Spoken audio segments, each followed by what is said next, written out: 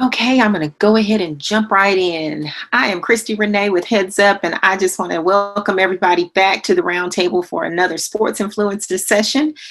We are excited about, again, another great show. Yesterday was a big hit. Today is going to be another big hit. So we just keep them coming, keep them coming. So I know you're going to enjoy this, but I can't go any further, of course, without bringing out the visionary and the founder of the Heads Up Foundation and the sports influencer himself, Coach Jabari Johnson. Come on in. Hey, how's everybody doing out there? Thank you so much for joining us. Hey, Christy Renee, how are you?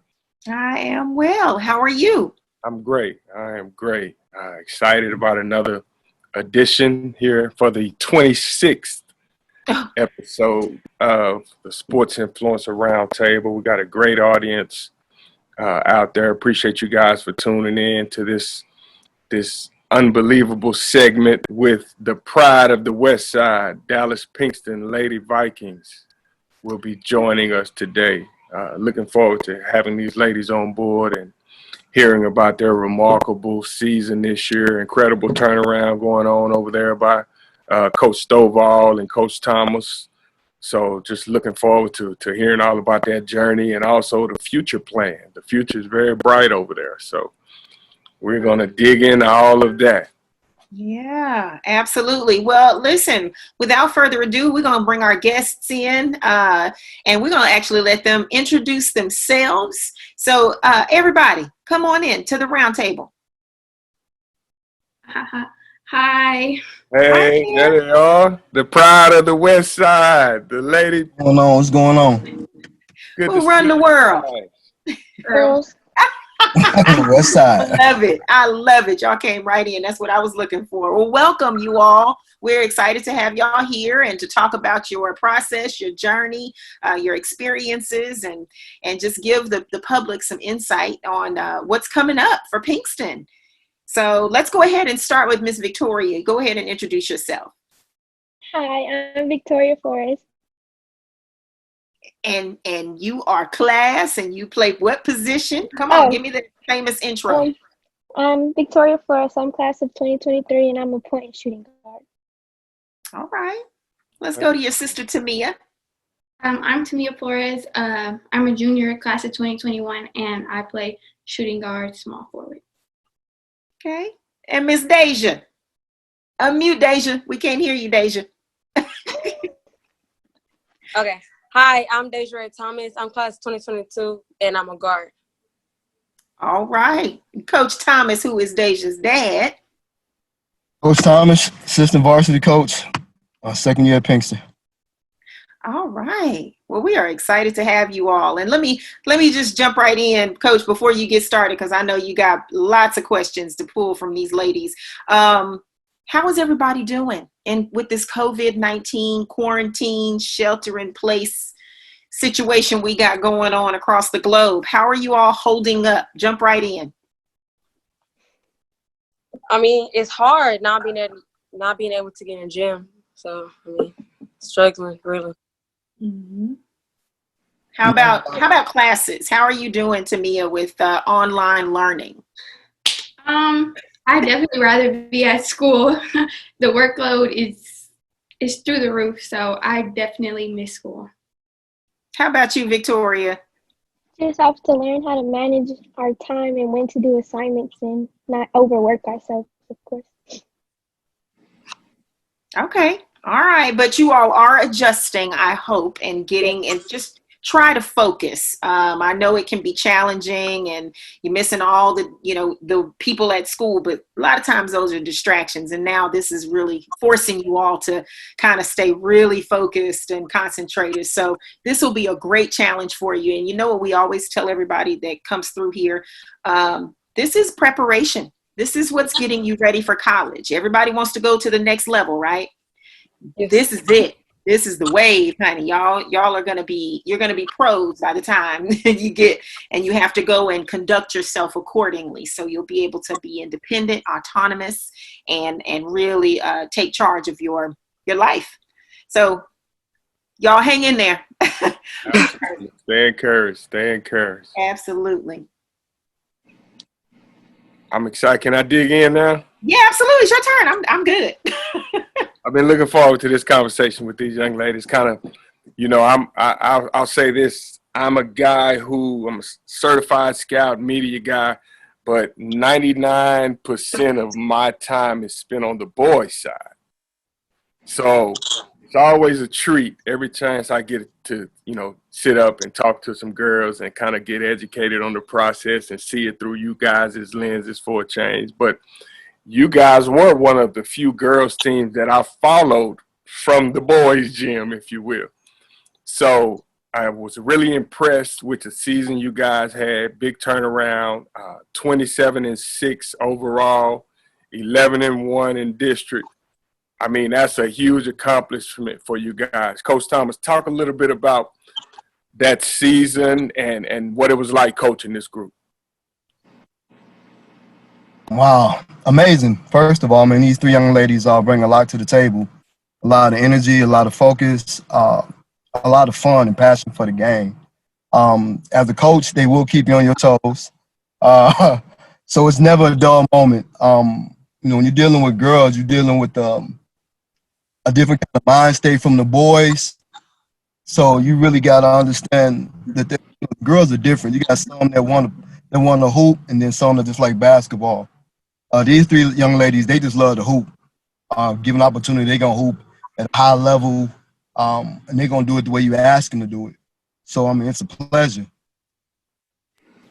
And tell me this, what was it like working from a girl, Coach Stovall? I think she's highly underrated as a coach. As a person, she's a great leader, a great teacher. I've learned a lot from her. When I look at the people that I had the opportunity to learn this girls' game from, she's right there with them, man. I mean, like, the conversation is by far connects, whether it be Coach Mobley, Coach Cummings, Coach Stovall, in any particular order. She's definitely amongst the best coaches I've ever been around. And, man, I just love it. Victoria. Yes, sir. Great seeing you. Thank you so much for joining us. I got a question for you. Yes. Now, Miss Christie just talked about the impact of COVID-19 and this new reality we're having to adjust to. Tell me this, what is one thing that has been a positive for you during this whole ordeal? We've been down quarantined for maybe, 30 days? I lose count. Don't hold me to the exact count. But since we've been down, has there been anything positive that has come out of this for you? Yes. A lot of people think, basketball is all about being in the gym, but there's always other ways to get better. So being at home is like working on cardio and things like that instead of shooting or dribbling the ball. Wow. Okay. And what about any reading or any watching film? You been able to do any of that? Yes. Now that, I'm getting used to managing my own time between work and staying home and not going to school, it makes a lot of things easier. Okay. So during this time, Deja, let's talk about, are you picking up anything new during this time other than trying to adjust to online learning and not being in the gym? What is something new that you've learned or you want to learn with a little more time on your hands? I learned that time management is really important during this time because you have to balance out work and workouts so that you can stay fit and also do your work. So time management, really. Good deal. To me, a same question to you. During this time, we've had the opportunity to be as a family. Basketball season is so crazy, jumping from school to summer. You don't have a lot of time, so we're actually able to watch movies together, pop some popcorn, eat dinner all at the same table, not necessarily just picking up something fast, but everybody putting a hand in and cooking, whether it's pouring drinks, baking cookies. We're together. Or getting on each other's nerves, just at least. It sounds like, I think the boys get on they folks' nerves more than the girls do. I really do. They eating their parents out of a house and a home. So That's the number one Right. point that most folks are making. Well, that's good. That's good. Everybody's staying busy. I like that time management piece. Again, that's going to be really, really important. Shout out to all the parents out there that's serving as principal, PE coach, secretary, all that at home during the quarantine. Wearing all the hats. Yes, Let's indeed. maybe. So, Deja Thomas, Yes, sir. I'm a coach. I'm a former player, coached at a high level for a long time. So, and I'm one of those guys who loves defense. So, I want to talk to the Defensive Player of the Year for the 12-4A district. Tell me, what was it like? What was your season like? Some of your highlights of this season. I mean, mainly, yes, defense. That's probably one of my best things I can do. I say I had a good season, and because of that, it's because of my defense. So I feel like my defense turns into my offense. So, and that therefore, like, my defense is kind of it's what made me, basically. So that's what kind of made me have a good season. Now, you're just a freshman, correct? No, I'm a sophomore. You're sophomore. Okay. So I got two sophomore. Flores, you're a It's two Floridas. okay. What was your AAU experience like, Deja? Well, we didn't have one this year. So last year it was great. Like, I learned different things. I played on the EYBL circuit, so I had to learn like to go out fast pace and to score. And I played regular circuit, so it was like I kind of really learned how to call plays and how to be a leader, basically. So it was good. Fantastic. That's awesome. And Coach Thomas, Yes. now I got to know this. I asked all of the family ties that join us on the table. What's it like coaching your daughter, especially at the varsity level? That's a high level, and you're not just a dad, you're a basketball coach. So, Oh man. I had some great practice with that. Starting off with Lady Hoopville under the tutelage of Coach Mobley. So I was kind of prepared, but again, it's girls, man. I got 5 daughters, and not one of them are alike. All right. I have 2 that play. No, 3 that 2 that still play. 1 that did play basketball. It was a challenge. I can honestly say, because there were times when I had to put my father hat down and be a coach. And then there were times, probably not even a split second, I had to be a father and not a coach. And then had to deal with my wife. So I think this year really groomed me better, because the one thing I really had to set aside was the emotions, being a father and your daughter. Because that's, again, having 5 daughters, when you're around one doing something, that's still daddy's little girl, still my daughter. But I had to learn, man. I can honestly say, man, Victoria really helped me with that process. I had to coach her in 8th grade, and our relationship was outstanding. And there was some times I just had to tell her, look, shut up. and it just carried over, and it helped me with my daughter to the point to it's time I knew, like, hey, man, Coach Stovall said, hey, this is what the head coach said. And again, man, it just helped me really put some things in perspective. wow. So Go ahead. I was just going to say, the only fair question to also ask next is, Deja, what's Yes. it like having your dad as your coach?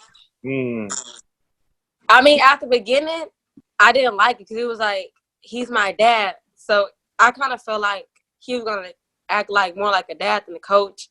But it's like now that he's assistant coach and I'm on varsity, it's like, he's still my dad, but now he's like more of a coach. So I'm still working on having my dad as a coach. But I mean, I like it so far. So far. Yeah. Sound like the jury is still out on that one. That's hilarious. Deja, Well, I understand, Deja. I grew up playing for my dad from the time I was born to the time I was in 8th grade. So I didn't get away from him until I got to high school. But I feel you, I got you. I'm going through it with you. I feel you. So let's talk to the sisters. How do you work together and play together? And what's that dynamic like for the two of you? I've always wanted to play with my sister. We grew up playing together, but once, we got older and the game started getting more fast paced, I had to stay behind and she got into AAU. So after that, it kind of motivated me to get better so I could be on the level to play with my sister. For me, it makes things easier because we know each other. We know how we play. Our mindset is kind of the same, so it's easier to not necessarily put that on other people, but help to bring people that aren't necessarily understanding or know what they're doing. Just being able to click really helps. So tell me this, Tamia, who's the ball hog of the two sisters? Who's always taking all the shots and who always never wants to pass? Who's that person? Talk to me. Who are you pointing at? Right. It depends. Especially like deep in the playoffs, she had her time, I had my time.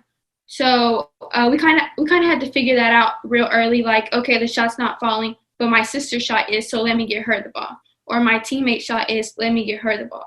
So we gave each other a chance to find it, and if you couldn't find it, then we made sure to find somebody that was on or that was hitting. So the ball hog situation, it really depends.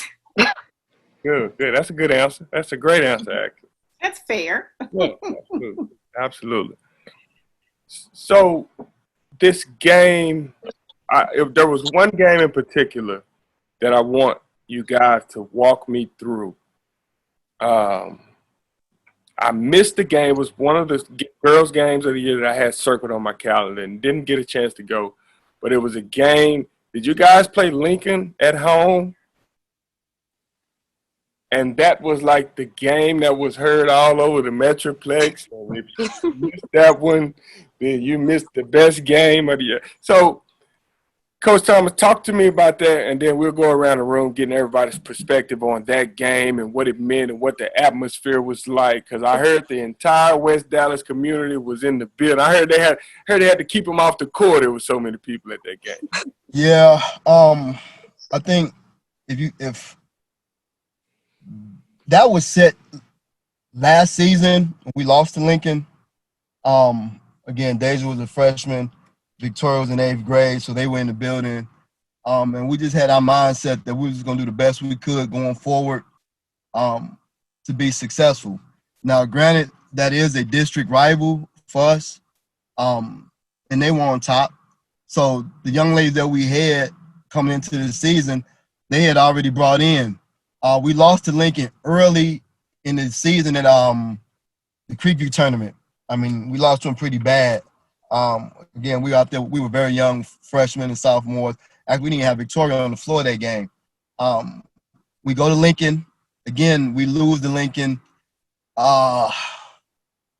And I won. We lose to them pretty simple. It wasn't a blowout. We lost to them by a shot here or there. And we just, right there, from that point on, we walked out of that gym. We just made our mind up. Like, there's only one way they leaving out of here. That's with a loss. There's only one way they ever leaving out of here. That's with problems.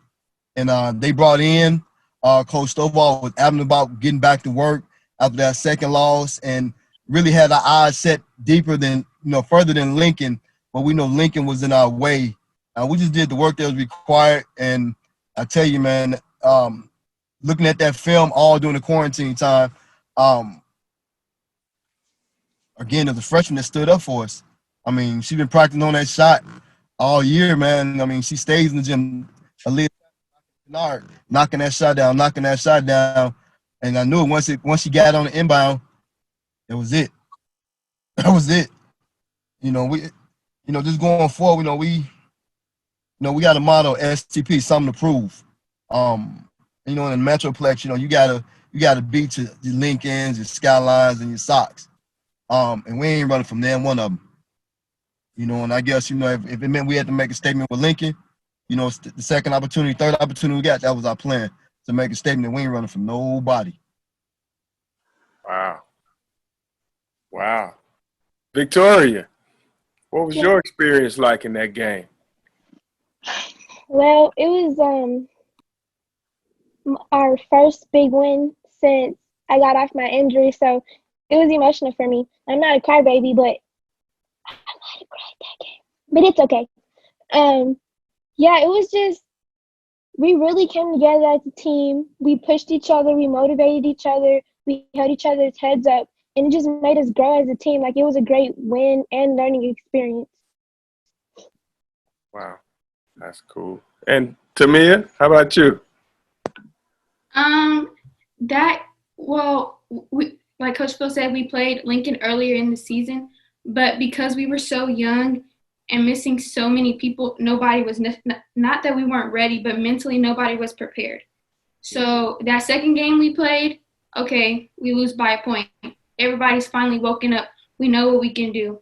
Our freshmen, they're a little bit older now. They know what to expect. Nobody wants to feel that way again. So when we brought them home, there was nothing we couldn't lose in front of all those people. They had to stop letting people in at the door. People were outside trying to hear what was happening in the game. You can't lose on a stage like that. That's not something we could do, and we all knew that. We knew we weren't going home until we won that game, and that's what we did. Wow. Wow. What you did. Can I ask a question here about looking forward and projecting? You know, again, you all were able to do a full run with your season, and then everything got shut down. So each of you talk about what you are most looking, aside from just being able to get outside and go into the world and go to the gyms again. What are you looking forward to? What goals are you setting your sights on for next season? Deja? My goal for next season is, like, I want to go to state. Like, I feel like once this stuff goes away, we need to come together and, like, finally, like, really mold together and find out what we can really do together.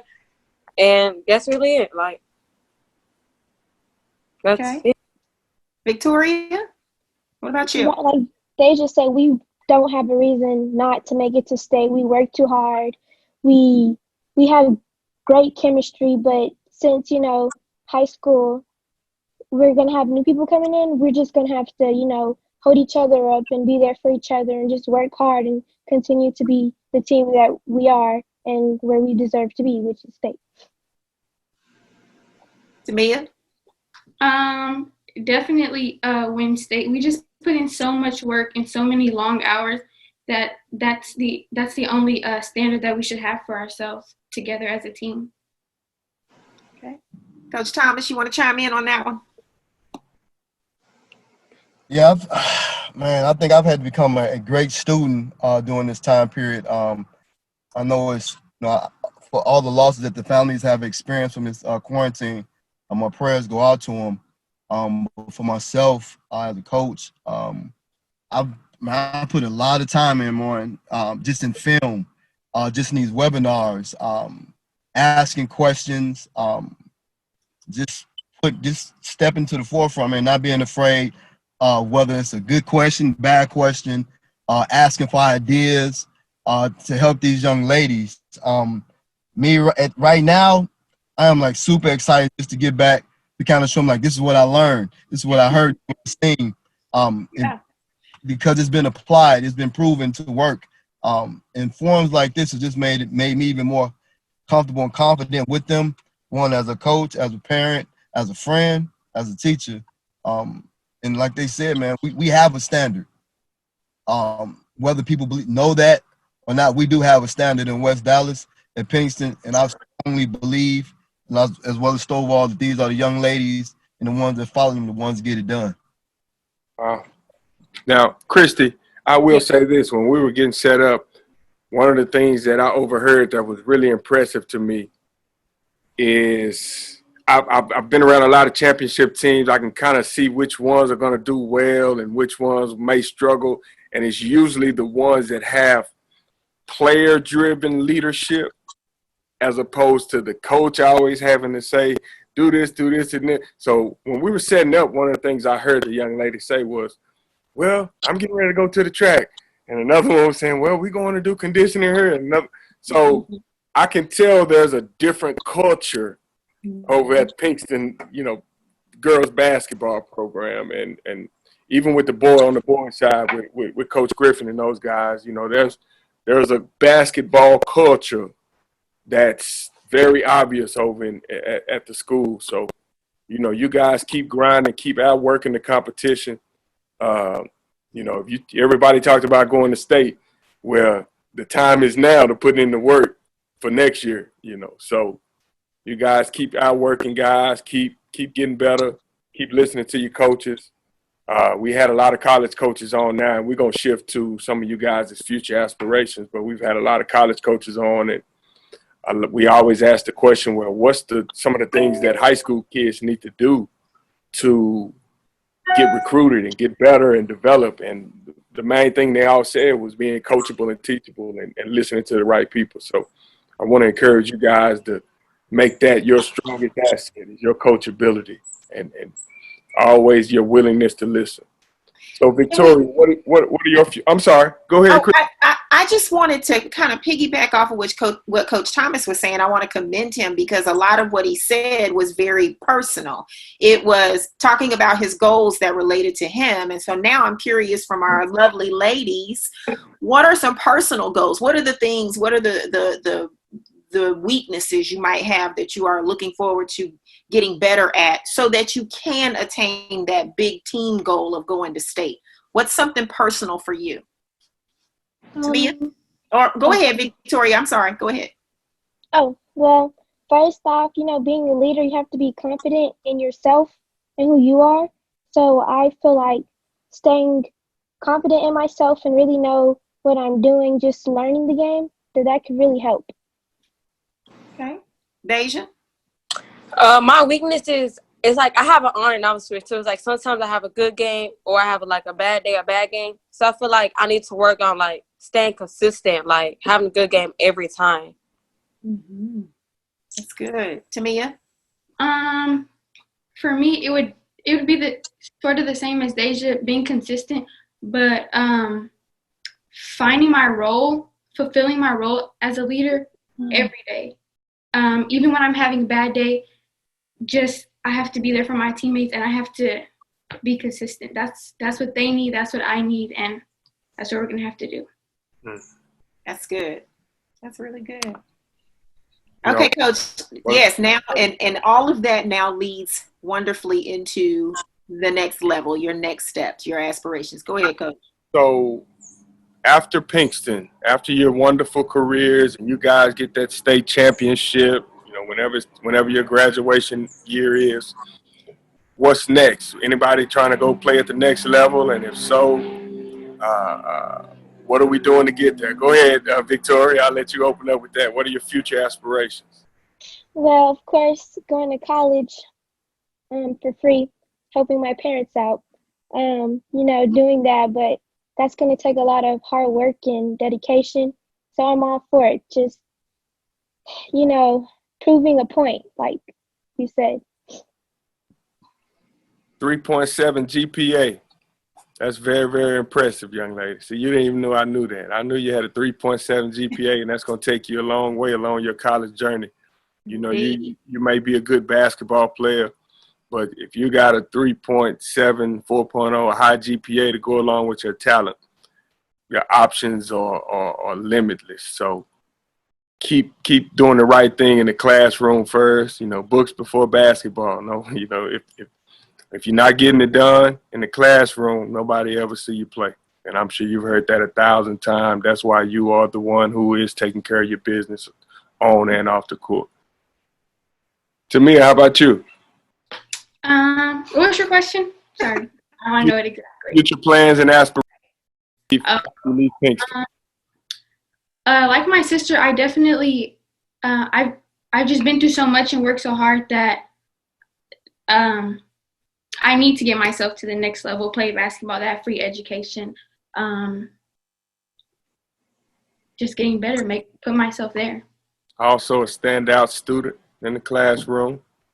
You have any? So, where's your recruitment right now at this point? So I've been talking to some coaches, phone rings, but I haven't played AAU in a while because of injury after injury. So hopefully when all this is over, this will be my summer. That was the plan. Absolutely. First team all district, TABC, all region team, sophomore of the year. Bright future for this young lady. Deja Thomas. Yes. I can say like after Pinkston, it's not over for me. Like what Trey said, I want to get like a free ride to help my parents out. So that I have to work hard, stay in the gym and stay consistent with my work ethic. Absolutely. So do you all have any, outside of basketball, we always talk about this as well, outside of basketball, what are some of your passions, not just personal passion, but your professional, do you, outside of basketball, what do you want to pursue? Any other career goals? Everybody jump, go. I know y'all was waiting on me to call names. Tamia, go ahead. You take it away. So I'm not quite sure what I want to major in quite yet, but law school is definitely in my future. Okay. That's a good answer. Good answer. Deja? I'm not, to me, I'm not positive, but I know I'm like in a science area. So, yeah. Okay. All right. Victoria? I've always wanted to, help people with their problems and just motivate them to be better. So I think probably either a counselor or, psychiatrist, whatever, yes, Okay. whatever comes to mind. Coach Thomas, you're nodding like, yep, that sounds about right. That sounds just about right. She helped you through your issues, so so you could prepare to coach your baby girl. Yeah. Yeah. So good. Okay, she's on the right path. Well, that's good. You all stay, again, while you're focusing on all of this right now, take some time, just a little bit and dive into that, because that's going to really matter when you get to the next level. Don't wait till your sophomore year or junior year in college to try to figure. You can, but it's good to set yourself on a path, develop your interests now. And that way you already have some goals in line, and it just helps you get there a little, not really quicker, maybe not easier, but a little more confidently. There you go. Looking for a good word there. Absolutely. Wow, this is great. So, Coach Thomas, I'm going to pass the mic over to you for a second. You've also coached not only at the high school, but at the grassroots level. We had a big roundtable discussion the other day with some top coaches came in and discussed both on the high school side and the grassroots side. Can we bridge the gap between high school and grassroots basketball? So I'm going to ask you that question. Can they coexist? What are your thoughts on that? I believe they can coexist. There are a couple of things that have to be understood. That there's levels to this thing, especially on the girls' side. And I'm gonna speak from a parent standpoint, and not just a parent that has had success, but a parent that has some letdowns too from the grassroots side. And what I mean by letdowns is, we have to understand that as parents, we're not playing the game. It's the kid. It's the kid that we are trying to encourage to go to workouts, to try to be a better them on the court. And if this is not what they want to do, then we gotta be realistic. We gotta quit forcing these kids and our kids to do things that we might want to do, but they don't want to do. And let's find that happy medium. Let's find that niche for them and let them be kids and let them enjoy their adolescence. That's one. The second piece is you have to make sure that your kid is with the right program. Meaning that just because your neighbor daughter's playing over at Team D doesn't mean it's a good fit for your kid. And that's when the exposure really comes out, because you start finding out that, well, this kid is a elite level kid, and your kid isn't. So now we start developing them cancers, and we neighbors, or we supposed to be friends. And these kids are hearing this, and my mama said this, and it can be a very toxic environment. So we got to understand as parents and coaches where the kids are actually at with their ability and level, and where they